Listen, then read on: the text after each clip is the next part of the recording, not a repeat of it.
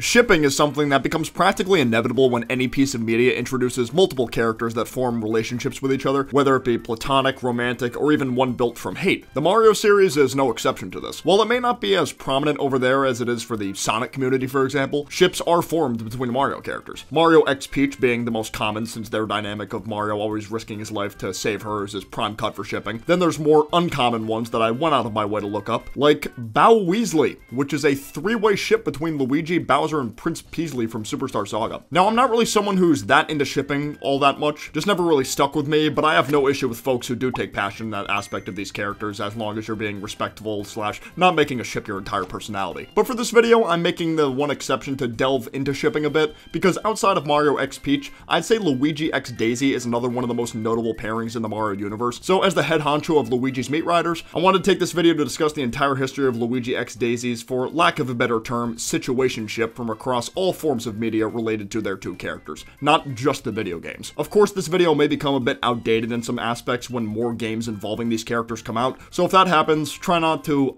actually you forgot this game, when the upload date is right there, homie. Now, without further ado, let's dive into it. I'm sure most Mario fans know Daisy's debut was back in Super Mario Land in 1989 as the main princess Mario had to save instead of Peach. And with Luigi not being playable in that game, Luigi didn't really have a chance to use his manly charms to win her over yet. The first proper time Luigi and Daisy started getting together was in NES Open Tournament Golf in 1991, where Daisy serves as Luigi's caddy like Peach does for Mario. From here, throughout the early to mid-90s, a lot of the depictions of Daisy would be in the Super Mario Kodansha manga, a manga that went on to produce 43 volumes of content before stopping in September of 1998. Is that Mickey Mouse? I'd been aware of this manga's existence as well as the other manga series Super Mario Kun for a bit now, but never really delved into them until now because they were never officially released outside of Japan, and by the time the KC manga concluded, I was still in diapers, so. From what I can tell, as well as seeing some of the rough translations of certain areas by the great folks over at the Super Mario Wiki, this manga wasn't afraid to paint these Mario characters in a more degenerate fashion, which for the most part is actually pretty funny, not gonna lie. Can't read most of it, but based on the expressions they have, I can relatively make out what's happening in certain scenes. At times, this manga would depict Daisy being blatantly in love with Mario, just like its own version of Peach. It wasn't until the 13th volume rolled around with its own take on the NES golf game,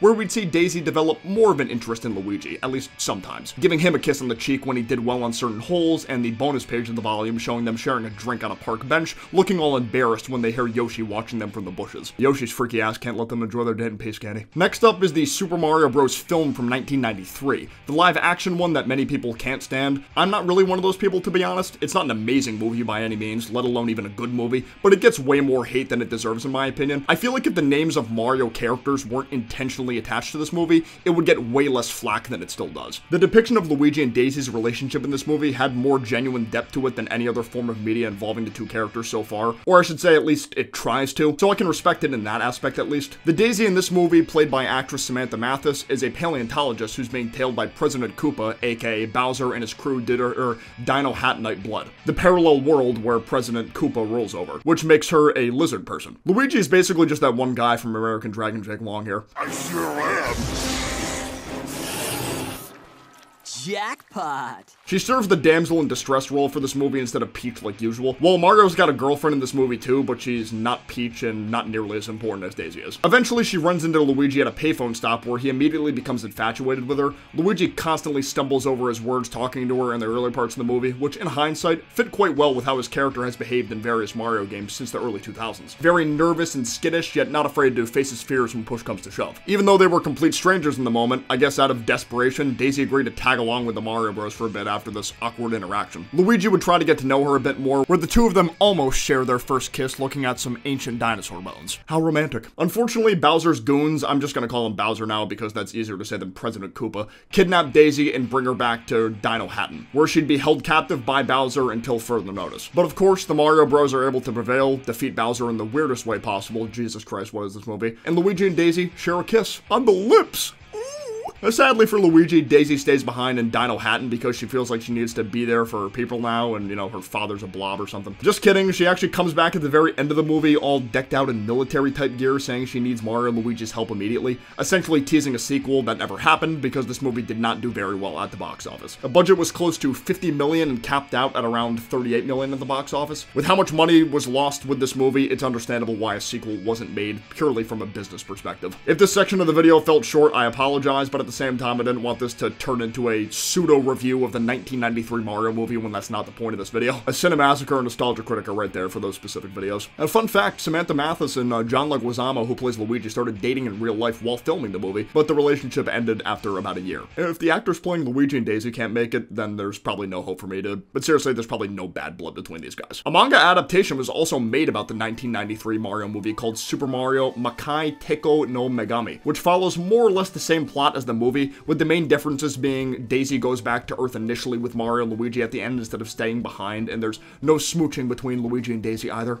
Boo! Daisy would have a little bit more interesting interactions with Luigi in the KC manga, specifically in the 20th and 22nd volumes, doing their own takes on Super Mario Land's second and third installments. Wario is the main villain in these installments, kidnaps Daisy, and manipulates her into turning into an evil version of herself dubbed Walu Daisy. Tatanga the alien is also around since he wants to marry this evil version of Daisy. Still a bit bummed we never got to see Walu Peach or maybe even Walu Daisy in Mario Tennis like some of the guys at Camelot wanted in the first Mario Tennis, but it is what it is. Daisy starts completely crashing out while in this form, brainwashing different races into serving Wario, and by the time Mario, Luigi, and Peach get there, Daisy starts to flirt with Luigi, and this works well enough to turn Luigi into an evil version of himself. What on planet Earth is this panel? I think the manga actually calls him Waluigi here too, which is hilarious considering the actual character of Waluigi didn't make his official debut until Mario Tennis. Since Luigi was too lost in the sauce here, Mario had to break the evil spell by giving Daisy a kiss on the cheek. Tatanga gets all depressed with Daisy back to normal and is ready to throw down, though the bros defeat him pretty easily, but Wario is still at large. And when the time comes to take down Wario, Daisy uses her flower earrings to give the Burrows a proper boost to defeat the Shogun version of Wario, who explodes into a bunch of tiny devil-tailed Warios. This manga would never be allowed to be produced officially in this day and age, there's just no way. The Mario Land 3 Wario Land story is even more insane because Daisy actually dies temporarily via sacrifice to save people from dying to intense poison gas, kissing Mario before the deed is done, before her body turns into spores that override the gas. But she lives by pulling a Wario because those little spores turn into smaller daisies, which essentially revive her. I can't have things getting too dark with Mario characters, which, fair. Her final appearance would be at the very end of the Yoshi's Story adaptation's second volume in August 1998, where Luigi claims the revived Daisy is just a clone and he was in love with the original before placing flowers on a tombstone. What he's saying might have been true because the ground beneath the grave starts to rustle, but the strip ends before anything is seen coming out of it. Daisy's also made various appearances in the Super Mario Kun manga, a manga that is actually still ongoing. It even released a Super Mario Bros. Wonder-themed volume a few months back, though the only interactions she's really had with Luigi in specific were either in the 26th or 27th volumes. Luigi dreams about her in a romantic way in one single panel. The reason I say either or is because finding scans for this manga online is extremely difficult, and the different Mario wikis that have cited this volume have had one say 26 and one say 27. This is another manga that never released in the West either, and I've seen nothing on Internet Archive, so GG. I mentioned Mario Tennis earlier, but Mario Tennis on the N64 would begin the trend of Daisy's future Mario game appearances being almost entirely in spin-off titles. More specifically, the Mario games where multiplayer was the main selling point, like Mario Sports games, Mario Party, and Mario Kart games. Daisy has more cutscenes involving Peach in tennis than Luigi, but if you play as Luigi in this game in doubles, Daisy will automatically be your doubles partner. While not being officially playable until Super Smash Bros. Ultimate, Daisy would also have her own trophy in Super Smash Bros. Melee. The description for that trophy referencing her relationship to Luigi, stating, after her appearance in Mario Golf, some gossip started portraying her as Luigi's answer to Mario's Peach. Also, fun fact, this trophy has a hidden third eye on it that was eventually patched out in NA Player's Choice versions of the game. Mario Party 4 would be the next time Daisy and Luigi's relationship would be referenced in a game they both properly appear in. Not in any cutscenes or gameplay though, rather in one of the guidebooks for the game. A description for her character reads, Daisy is a feisty girl who loves to get dirty and play with the rest of the crowd.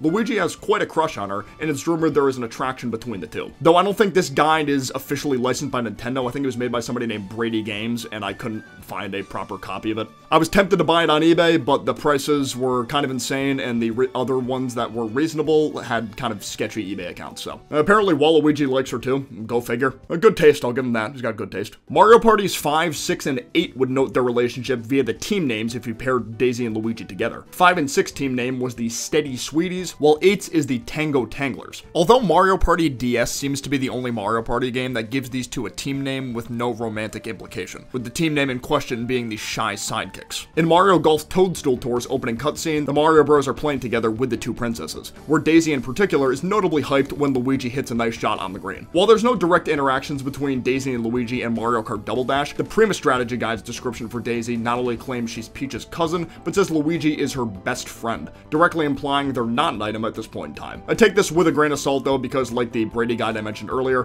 Prima Guides were somewhat notorious for not having the most accurate information in the world for certain aspects. Perhaps the person or people behind this section of the guide were simply taking some creative freedom with it, since at the end of the day, there's not much of a definitive Mario canon, and that was even more true back in the early 2000s. Mario Power Tennis has one of my favorite interactions between these two characters from any game. If you complete a singles tournament match with Daisy, Luigi will be the one gifting her the trophy. She rides up on some rollerblades, knocks him over a couple times before taking the trophy, and Luigi takes it all like a champ. He knows that's his girl boss right there. All she had to do was call him sweetie, and he was like, yeah, you can knock me over as many times as you want, it's worth it. Mario Superstar Baseball and Mario Super Sluggers, by extension, share the same yet subtle points related to Daisy and Luigi's relationship, that being the two main characters Daisy has good chemistry with are Peach and Luigi, with Birdo being a 3rd edition once Sluggers released. I'd say one of the most popular instances that hinted at their relationship to date is the giant fountain statue of them holding hands in Mario Kart Wii's Daisy Circuit Track. Correct me if I'm wrong, but I don't think any other kart or party game has done this kind of depiction between Mario and Peach. Looking like a relationship diff to me, fellas, I don't know. This track would eventually make a return in Mario Kart 8's Deluxe DLC packs, where we get to see the statue in a much higher quality than before. Naturally, both Daisy and Luigi make appearances in all the Mario and Sonic at the Olympic Games, but the only time they really interact directly in these games is during the story mode of the 2012 3DS Olympic Games, where she gets Mario, Luigi, Sonic, and Tails to take down Bowser and Eggman. But if you want to see some more intimate gameplay between the two, there's always the figure skating event from the 2014 Sochi Games.